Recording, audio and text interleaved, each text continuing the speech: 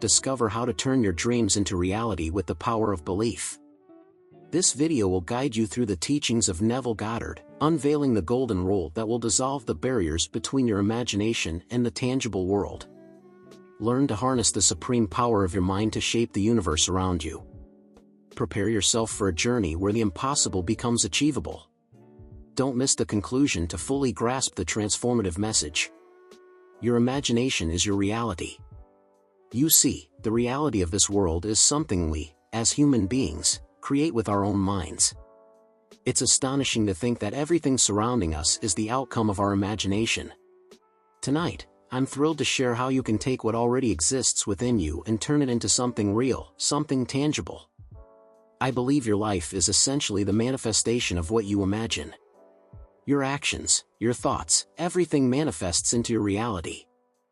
I recall a quote from Robert Frost who said something fascinating in an interview: "Our forefathers didn't believe in the future, they believed into it." And that's so true. They chose to believe in something new, something like democracy, which was an innovative idea at its time. They understood the power of belief, and that's exactly what I want to share with you today. It's not enough to say, "I will be rich." You need to deeply believe it, affirming to yourself, "I am rich," because the creative power within you, what some call God, is active in the present. Its eternal name is I Am, and that means you must affirm your reality in the present, not in the future or the past. Often, our rational mind and our senses can sabotage us, making us doubt. But trust me, if you change the way you imagine things, if you persist and believe, you will see your reality transform before your eyes. I remember a friend who used to complain about President Roosevelt every day while shaving, thinking it would make a difference. But I realized that if he truly wanted things to change, he should start by changing his way of thinking, his marginal activity. In summary, the key to creating your own reality lies in changing the way you imagine things and believing in it with all your heart. It's possible to imagine anything, and if you persist and believe, you will see that imagination turn into reality. It's the magic of life, my friend. Now, think about this: everything that exists is rooted in God, and God resides in you and you in Him. Your imagination, my friend, is the manifestation of the divine. It is the eternal body that creates everything we see. When you imagine something, you are creating from God Himself.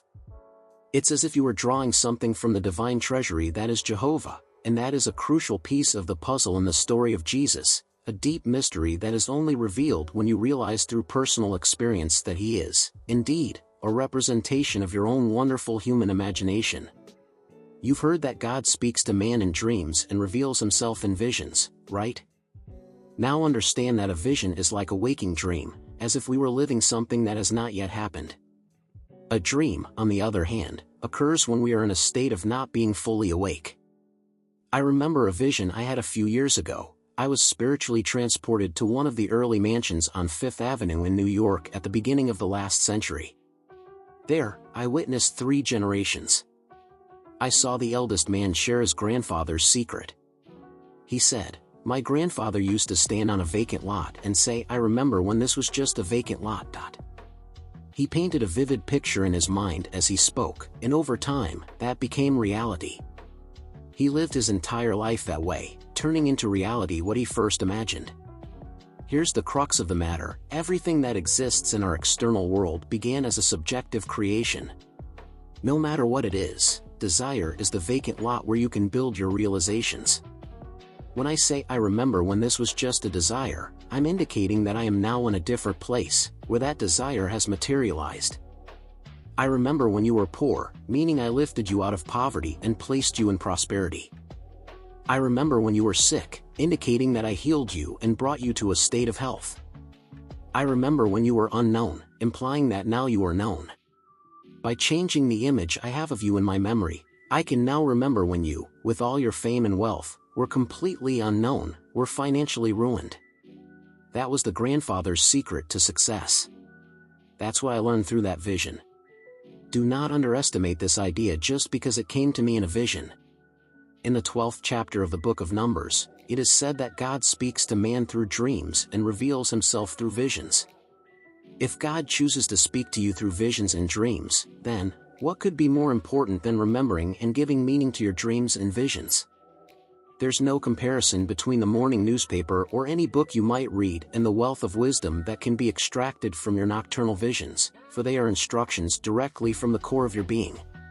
Now we come to a crucial point in our conversation.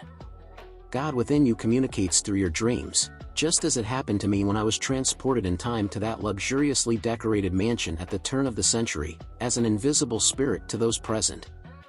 I listened more clearly than they did and understood the words more vividly, for they already had their wealth. After all, who could teach something to someone who already possesses millions? My intention was to absorb their story, share it with those who would listen and believe in my words, and then apply it. Understand that hearing my vision does not automatically guarantee that you will achieve wealth. You must put into practice what you've heard and remember when. When you say, "I remember when I couldn't pay $400 in rent a month," you're suggesting that now you are capable of doing so. When you mention, "I remember when it was hard to live on my monthly income," you're indicating that you've overcome that difficulty. You can change your current state by remembering when you were in a different state. Now, if imagination functions in such a manner and its effectiveness is proven time and again, why should one fret over the opinions of the world? There is no harm in experimenting to witness the transformation it can bring into your life. Venture into this experiment, for it is through practical application that its potency is affirmed. I understand this might clash with the teachings you've been exposed to regarding the belief in God. You might still yearn for an external God, desiring the existence of two separate entities. Unbeknownst to you, God merged into you, eliminating any divide. He transformed into you so that you, too, might transform into God. If God has become you, then His name resides within you, manifesting as your conscience, the evidence of this truth, for before you respond to any query, you must first be aware of it. Your conscience is God, and though you may be unaware of who you are, where you are, or what you are certain of your existence.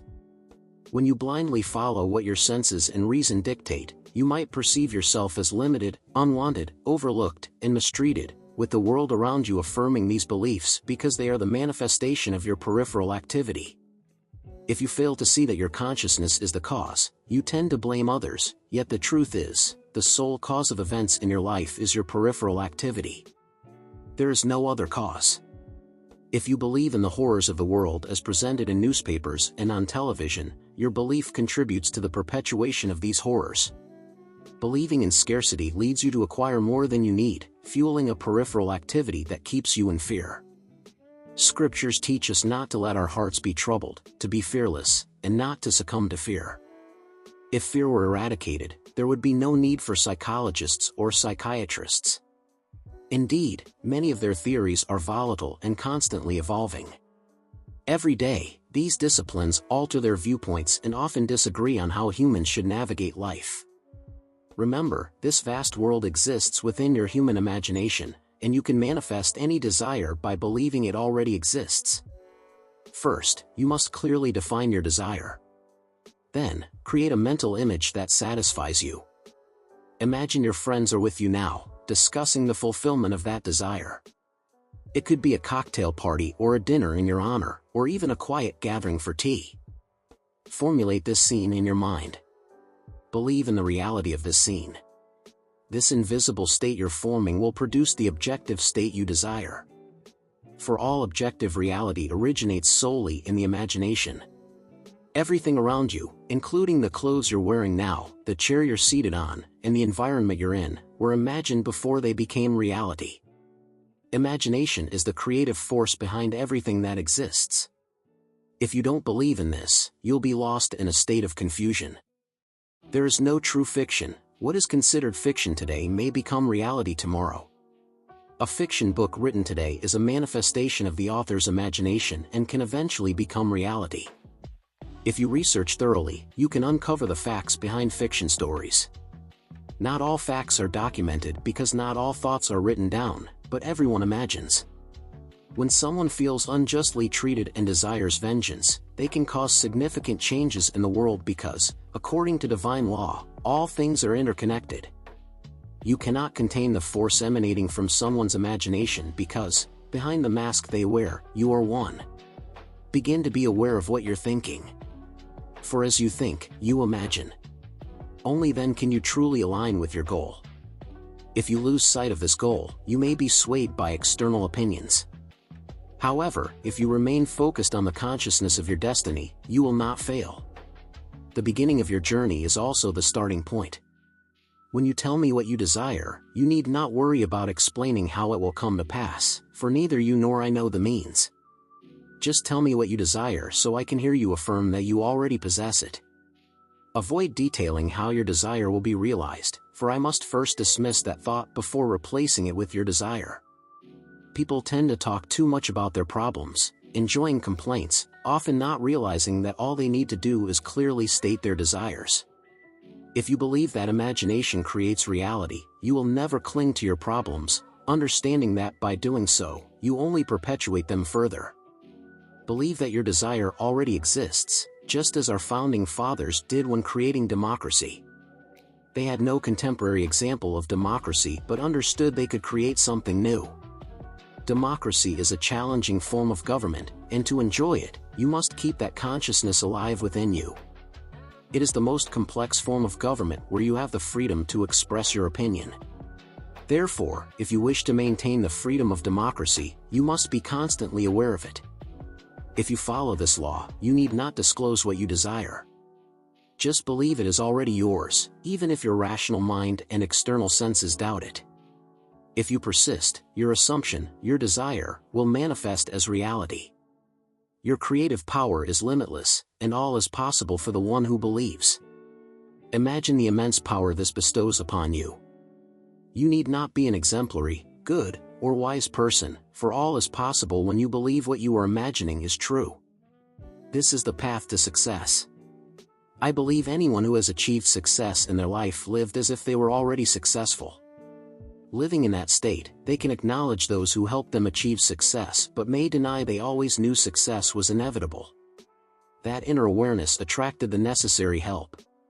Believing that your desire already exists is to exercise the wonderful creative power you possess. As the first Psalm tells us, "Blessed is the man who delights in the law of the Lord, for he shall prosper in all he does." This law, as explained in the Sermon on the Mount, is psychological in nature. It teaches us that avoiding the physical act is not enough, sin occurs in the desire. Once you know what you desire, align with that desire, for the act of desiring is already its realization. Now, add faith, for without it, it is impossible to please God. Can you imagine a state where your desire is already realized? If you can, rest assured you are applying creative imagination. It costs nothing to imagine, for you are doing it all the time, even if not always consciously. The difference lies in consciously applying that imagination to the realization of your desires. If you do this, when your desires materialize, circumstances will lead you to believe it would have happened anyway, as something natural. However, you will not go back to sleep, you will be aware of the creative power of imagination, and that is the path to a transformed life.